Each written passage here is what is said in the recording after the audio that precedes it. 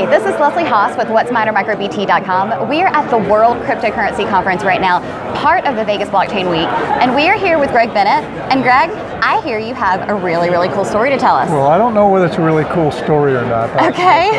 But it kind of highlights some of the perils of the cryptocurrency space at the present time. What happened? Well, I was a victim of what they call a SIM swap attack. Now, in a SIM swap attack, hackers were able to take over your phone. And because a lot of your authentications with your Gmail and all your emails and with cryptocurrency exchanges are by two-factor authentication enabled by your phone. Right.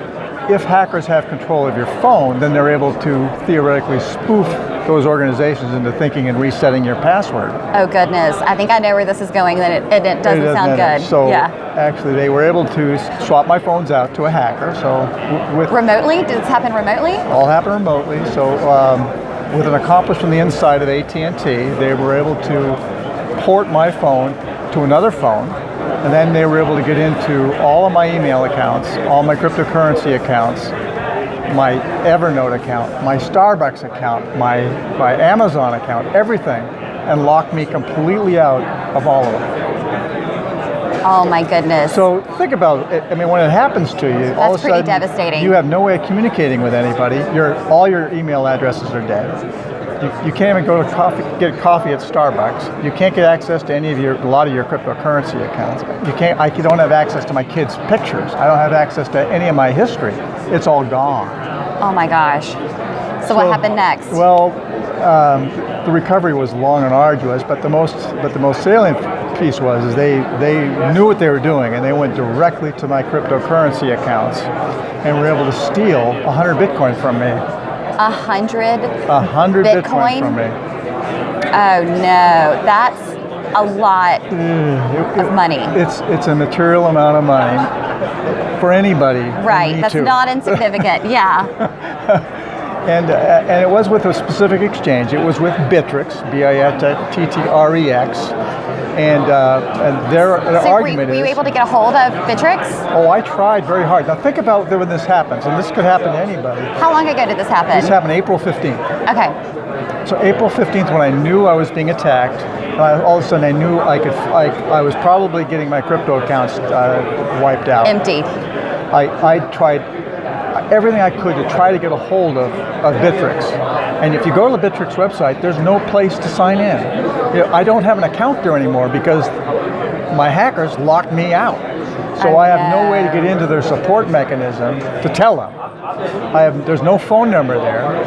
There's no phone number on any of these exchanges. So you can't get in to tell them. So I happened to, through reverse engineering, I found a support email address, and I, in desperation, sent them an email, stop, I'm being hacked, shut down my account. 3 hours later, they shut down the account, and then within that 3-hour period, the hackers took more money out. So there was a period there. So I've been in contact with the company, with Bittrex, and their how did they respond? Their defense is, well, you were sloppy and gave away your credentials. Therefore, we have no culpability. But it doesn't sound like you were sloppy, and it doesn't sound like you gave away your credentials. They say it's AT&T's fault, essentially. But my argument to them is that, well, hey, folks, we may have gotten in the account, but this was obvious suspicious activity. I mean, it was so obvious. Right. If all 100 coins being sold within a certain number of hours? It came in from a different IP address. It came in with a different operating system. It came in and they immediately reset the password. They immediately reset my two-factor authentication. I don't want to get too technical here.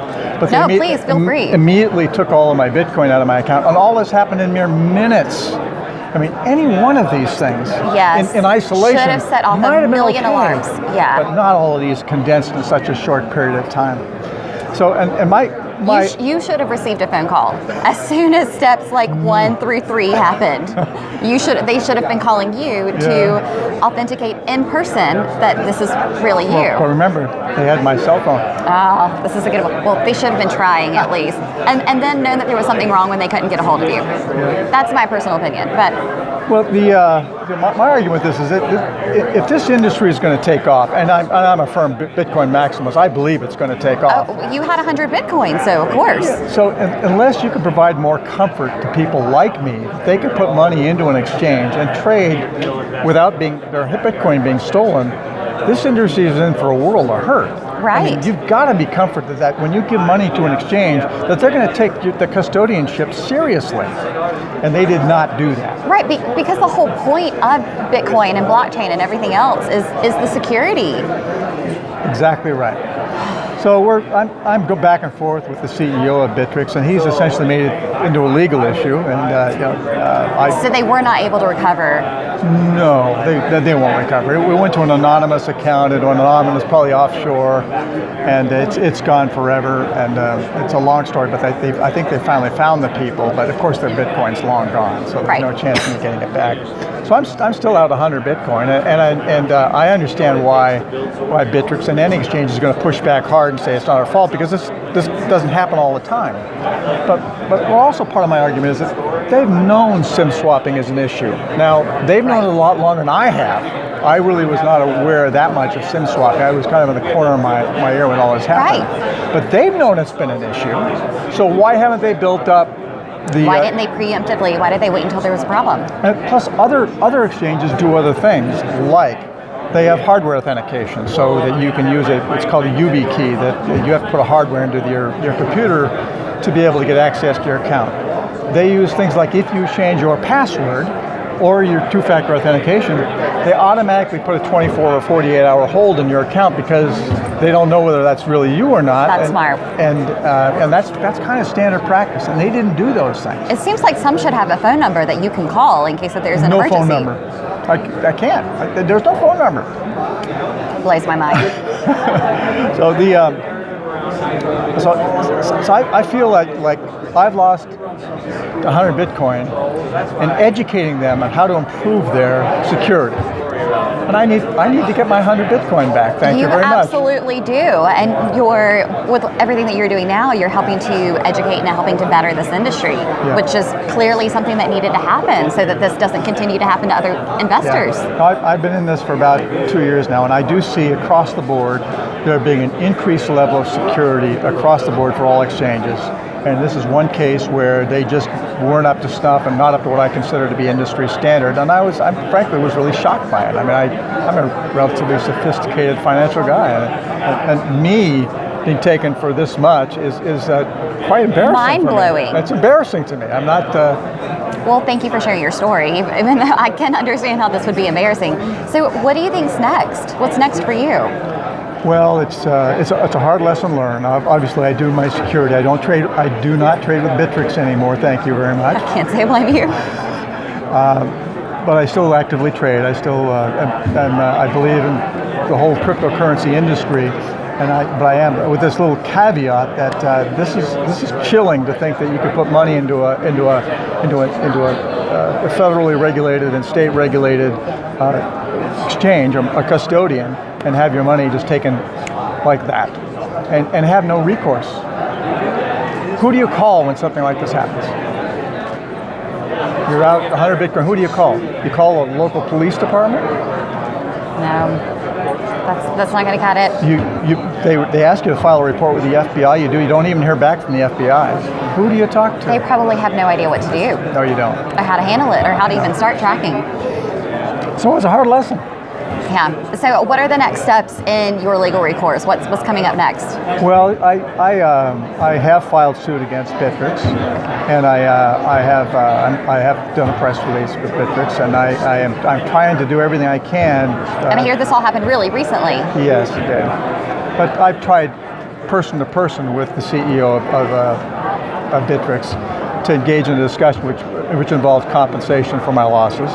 And they have made it entirely as a legal issue and pushed it off to their attorneys and said, no, this is a legal issue. You were sloppy with your credentials. There's no chance of you ever recovering anything from us, which has kind of forced me to say, listen, I'm not going to take that. I have to do other things. So I gone the legal route. I filed suit. But I think that I can do an awful lot of other things to encourage them to think about an honest discussion with me about the value of my education to them. Right. Goodness. Well, is there anything else about your story that you think we should know, or anything else you'd like to share? Yes. For those of you out there who want to prevent this from happening, I'll give you two hints. One, if you can use a YubiKey with your account, do it. Coinbase has a YubiKey set up. Most of the other exchanges at this time do not. If you're on these other exchanges, make sure at a minimum have Google Authenticator, which I did, by the way. But if you are using two-factor authentication with SMS, use a separate phone number with a phone number that you do not give to anybody else. Period, end. Nobody else knows about that phone, and only use that phone number for two-factor authentication. And the third issue is if you have the ability to change your username on your accounts to something that is not your email address, that makes it so easy to hack, then do it. And to identify you. And to identify me. Yeah. Wow. Well, Gregg, thank you so much for sharing your story. I appreciate you taking the time. And we will be cheering for you in this conquest. So again, I'm Leslie Haas. We're at the World Cryptocurrency Conference, getting all kinds of great stories. If you would like to see more videos like this, be sure to hit the subscribe button. Like this video, leave us a comment. If you have a question for Gregg, leave it below and we'll try and get it answered. Thank you so much.